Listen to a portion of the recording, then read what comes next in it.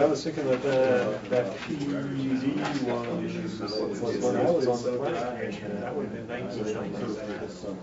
Yeah, it was there. I think that's when it came into existence. Well, they tried. That's when Burger King was built. Maybe that's when they put the Burger King. No, Burger King was later than that. Burger King didn't happen until mid Yeah, to it might late be. 90s. That might be. So Burger King came. Because Burger King happened about 97 or 98 because it happened when Seth was in high school, but it wasn't there. And then before that. we have no record that PD was ever updated. Well, here's what I know, the building was built. Yeah. Good evening. It is August 20th, 2012, and I will call this meeting of the Norfolk City Council to order. This is an open meeting. Posted in the northwest corner of this room is the actual Open Meeting Act. We would ask that you would stand with us, join in a moment of silence, and as well the Pledge of Allegiance.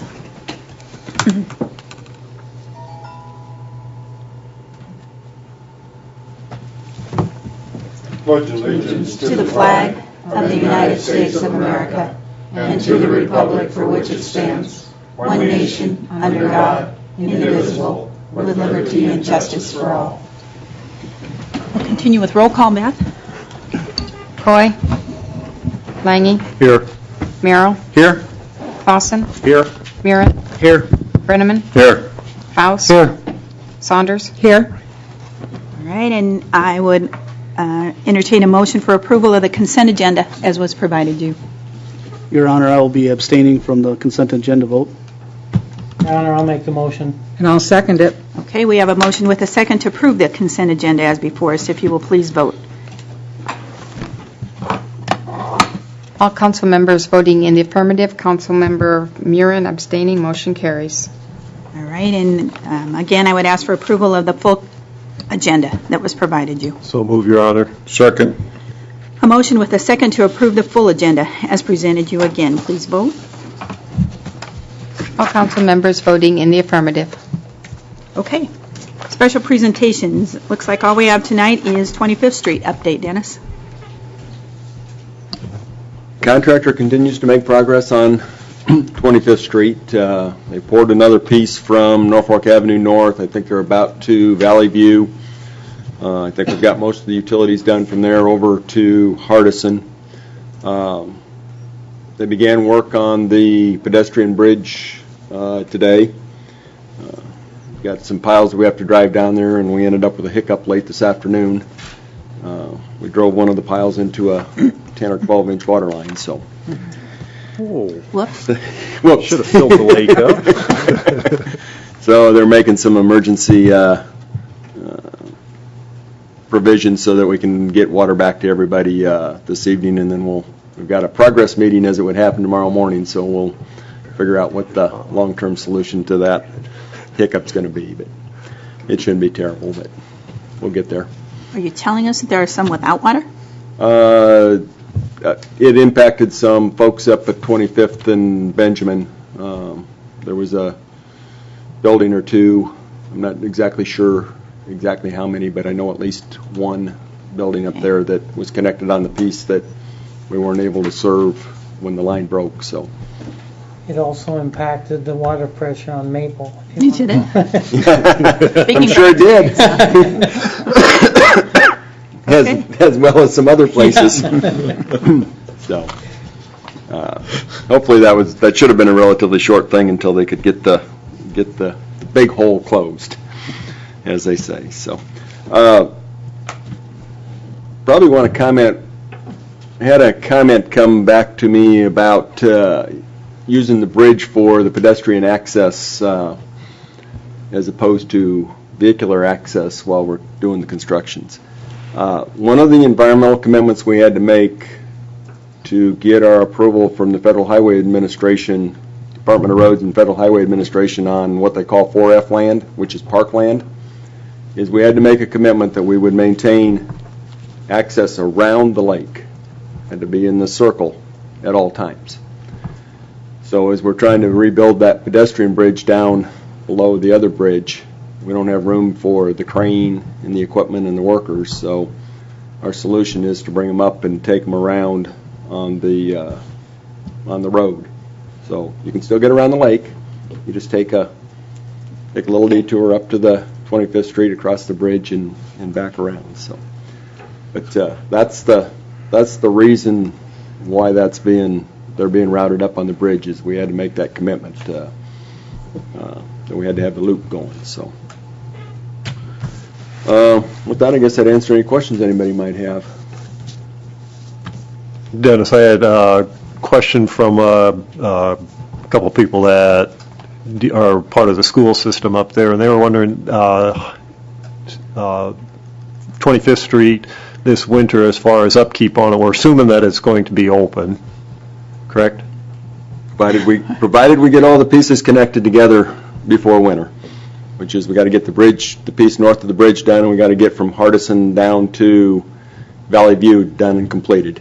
Right, and we're going to have a late winter anyway, but Okay. at some point in time, they talked about our inevitable snow and ice and that, and so the treatment for that surface this first year will, Stay away from the chloride products. okay, and that's what I relayed to them that I thought was going to be they were a little concerned about the grades, but I said, well, grades are changing considerably anyway, so. Any other questions or thoughts or comments? Okay, good to go? Thanks, Dennis. You're welcome. All right, public hearing tonight at the request of Premier Senior Marketing and Double TV Properties LLC to abandon the Colonial Plaza planned unit development at the southeast corner of Benjamin Avenue and Riverside Boulevard. I will open this public hearing. And am I going to look to you, Trent, to give us a little information on this? Okay. Mayor, Council, this request to abandon this PUD was at the request of Colonial Plaza owners there, which is Premier Senior Marketing, Thomas Schuth and Mike Wingate, and also Troy Euler at Burger King, which entailed all of that at one time. Right now, that's being separated into 3 separate lots, and basically they want to abandon that planned unit development so that they're able to do that and build a coffee shop where they're building it there now. So. All right, any questions of Trent here at all? Trent, the underlying zoning on that it reverts back to is? It's I-1. Okay. Yeah, the whole area is I-1. Okay. And they want to put a coffee shop in there, you say? Or do we know what, or? I don't know if I opened up a can of worms. I don't know if anybody knew that or not. But, That's fine. yeah, I think that's Talking what's. Over by Burger King or? Yeah, that's what's being presently built. And then are they already doing something where the old donut shop is, or is that included on the main part of that? The construction part of it? That, can you comment on that there, Shane, what you're? The donut shop is currently going to be on its own. With this new plan, it'll be a separate lot for Okay. its own. So that breaks it off here too? It'll Okay, be, yeah, that's all I there's needed. gonna be 3 separate lots. Yeah, Oh, okay, you mean Old Daylight Donuts, what Yes. you speak? Sure, yeah, that'll be its own lot. Okay. Yep, correct. thank you. I thought there was something else going on. No? No. Okay. Public hearing, is there anyone else in the audience that wants to come forward and speak to this issue? If not, any further discussion from the council here? Seeing none then, Planning Commission report, Beth? The Norfolk Planning Commission held a public hearing on August 7, 2012 to discuss the abandonment of Colonial Plaza planned unit development in the southeast corner of Benjamin Avenue and Riverside Boulevard. The developer of the property wants to abandon the underlying planned unit development in order to plat the property into 3 separate lots. The lot housing Burger King is platted off of the development last year, and the remaining property currently sits on 1 lot. After the planned unit development is abandoned and the area is platted, the 3rd building is planned along Benjamin Avenue. The Planning Commission voted 8-0 approving the abandonment. Okay, and with that, I'll close the public hearing and then ask for consideration of ordinance number 5221. abandoning this planned development. Your Honor, I would introduce ordinance number 5221 on first reading. Second.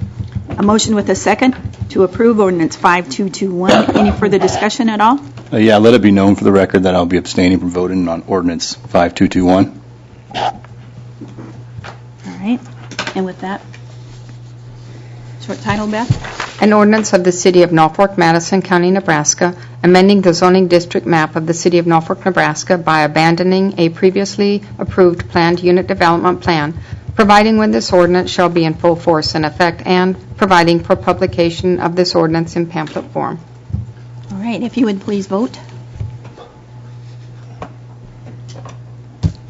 All council members voting in the affirmative, Councilman Clausen abstaining, ordinance 5221 carries on first reading.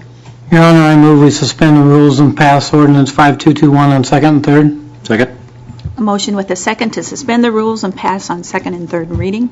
Any further discussion? Your Honor, I was just wondering, with this moving forward, then that's going to probably mean that we see we're going to see a preliminary plat, or will we just see a final plat right away? We're going to see a plat, a final on that. Probably at Thanks. our next meeting, I'm assuming. That's why I was getting Oh, I that see. we want Okay, as far as moving forward. this to move forward, so. Mhm. Okay. All right, there's a motion with a second. If no further discussion, please vote. All council members voting in the affirmative, ordinance 5221 carries on second and third.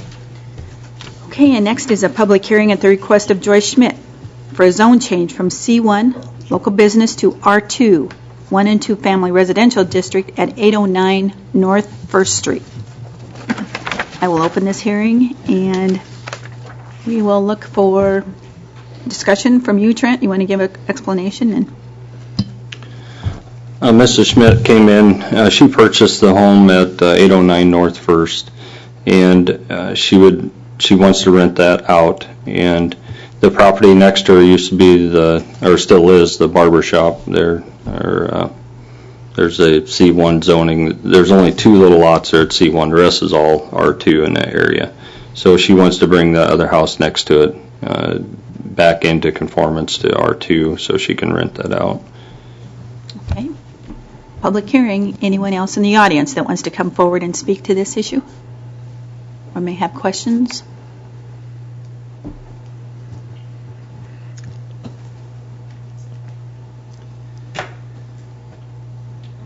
My name is Scott Saney,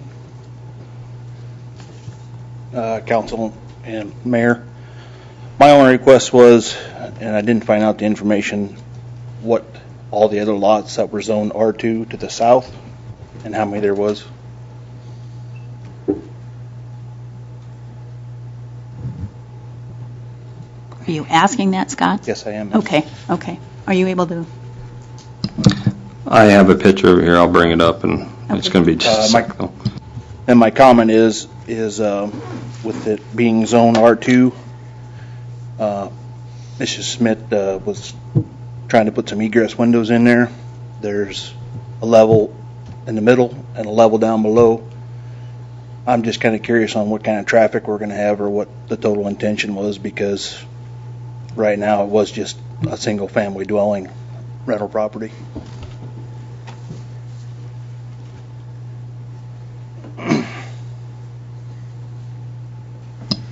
That property was zoned C1 prior, so that actually, to go to R2, it actually makes it more stringent on what you can do in that property.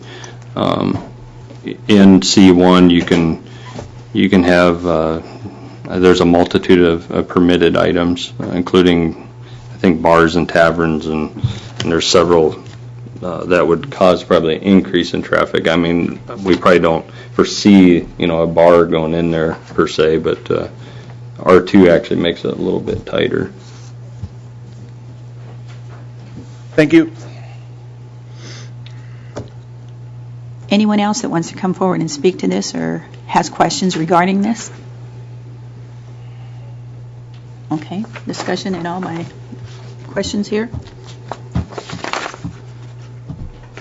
All right, with that then, do we have Planning Commission report. The Norfolk Planning Commission held a public hearing on August 7th, 2012 for a zone change from C1 local business to R2 1 and 2 family residential at 809 North 1st Street at the request of Joyce Schmidt. Ms. Schmidt purchased the home at 809 North 1st Street that is zoned C1 and would like to bring the basement to code so it can be used as an apartment. This zone change will bring the property into conformance with its use. The Planning Commission voted 8-0 to recommend approval. All right, and with that, I will close this public hearing and ask for consideration of ordinance number 5222, changing zoning from C1 to R2 at the request of Joyce Schmidt at 809 North 1st Street. Your Honor, I'd introduce ordinance 5222 on first reading. Second that, Your Honor. A motion with a second to approve ordinance number 5222. Any further discussion? If not, for title.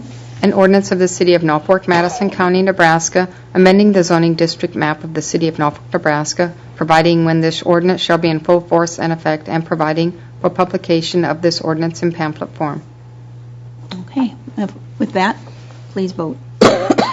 All council members voting in the affirmative, ordinance 5222 carries on first reading. All right, moving forward. Your Honor, I'd move that we suspend the rules and pass ordinance 5222 on second and third. I'd second that.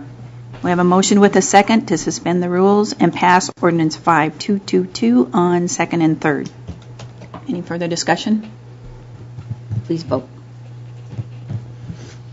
All council members voting in the affirmative, ordinance 5222 carries on second and third. Okay.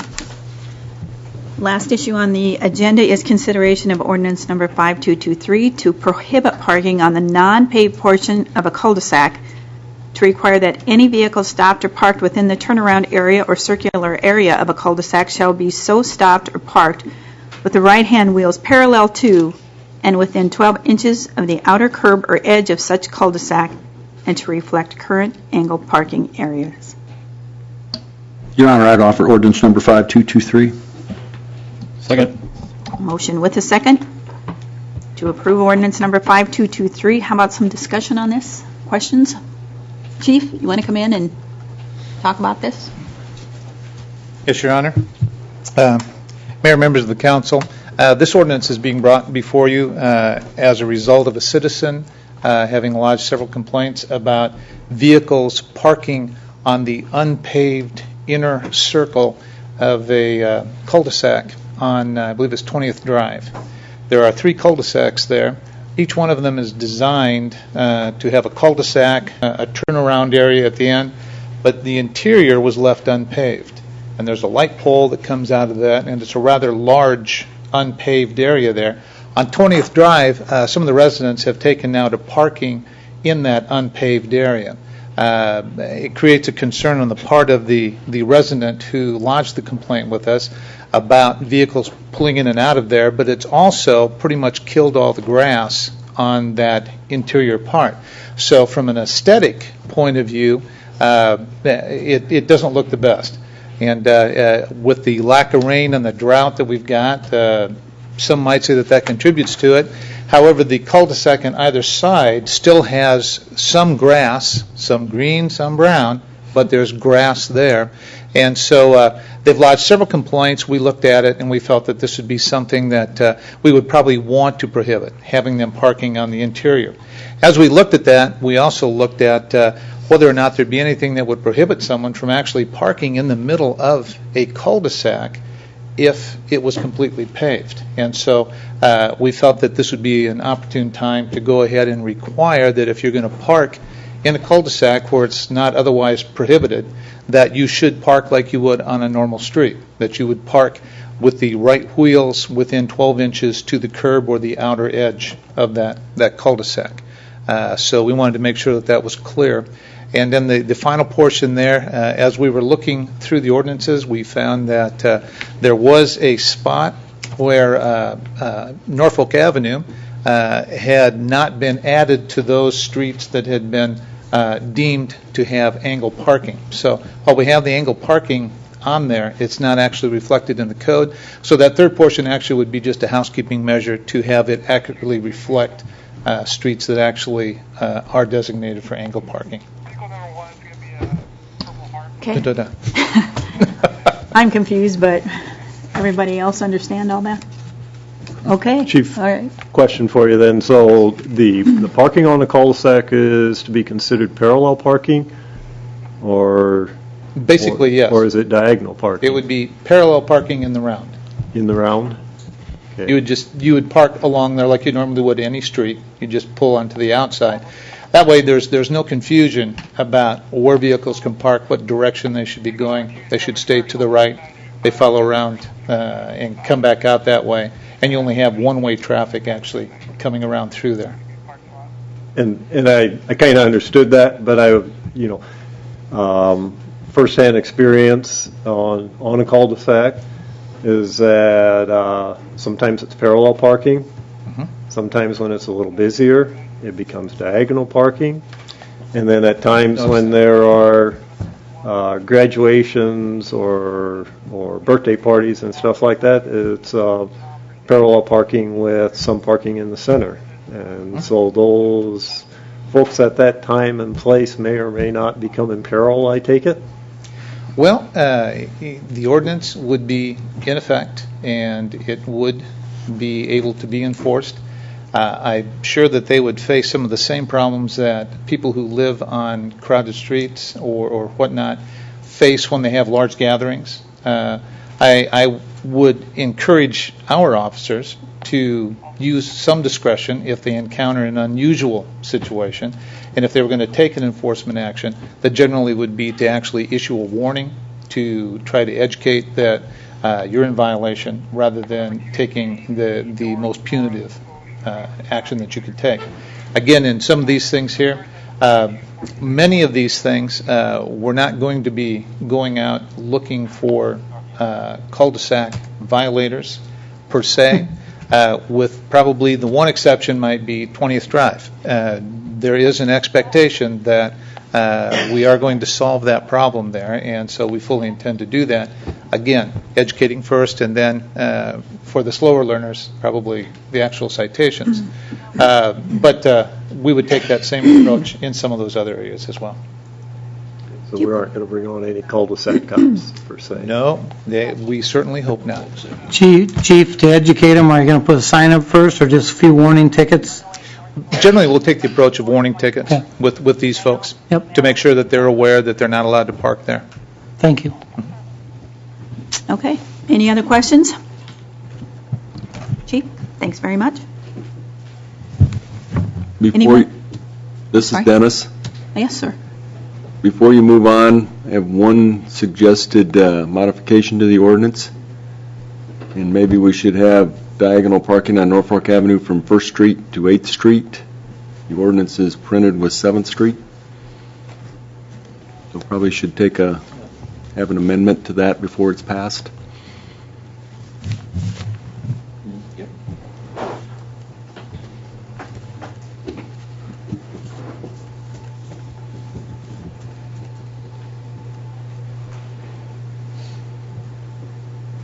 I'd agree. Okay. All right. Well, somebody would like to make a motion that we amend? I would make a motion to amend ordinance number 5223 to include that portion of Norfolk Avenue from 7th to 8th Street. Second. Okay. Motion with a second to change as requested by Councilman Merrill there. You want to vote on that, please? All council members voting in the affirmative. Okay. And so now we're ready to go. Have we had the short title yet? No. Okay. A short title here, please. An ordinance of the City of Norfolk, Nebraska to amend Section 24-153 of the official city code to include a parking prohibition on the non-paved portion of a cul-de-sac, to amend Section 24-154 to address parking in a cul-de-sac and to reflect current angle parking areas, to provide when this ordinance shall be in full force and effect, and to provide for publication of this ordinance in pamphlet form. Please vote.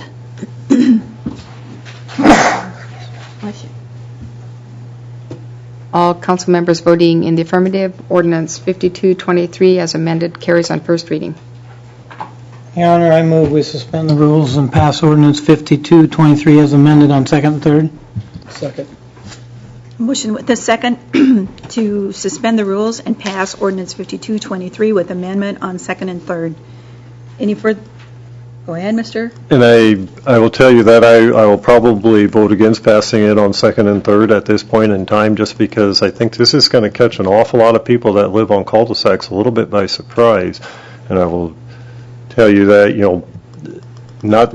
I'm aware of the situation down on 20th Street and stuff like that, but I think we need to have a little bit of input from some of those folks because, again, I'm living on a cul-de-sac. I know how the parking occurs on a cul-de-sac.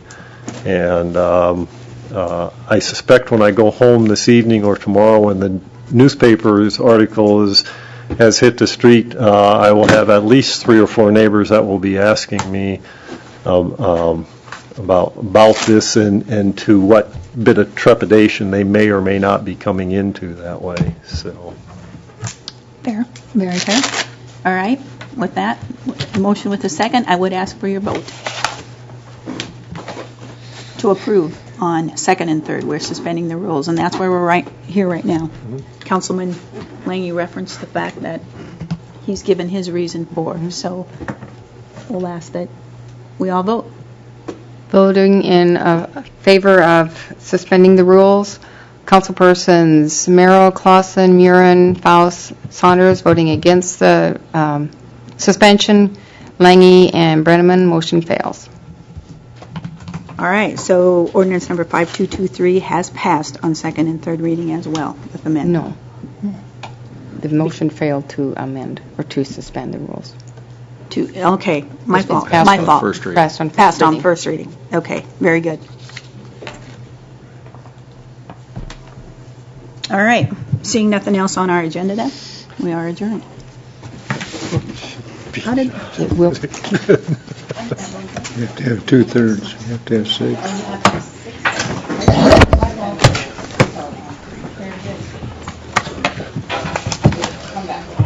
I think that's a no-brainer. I mean, you give people an opportunity to talk about it. I mean,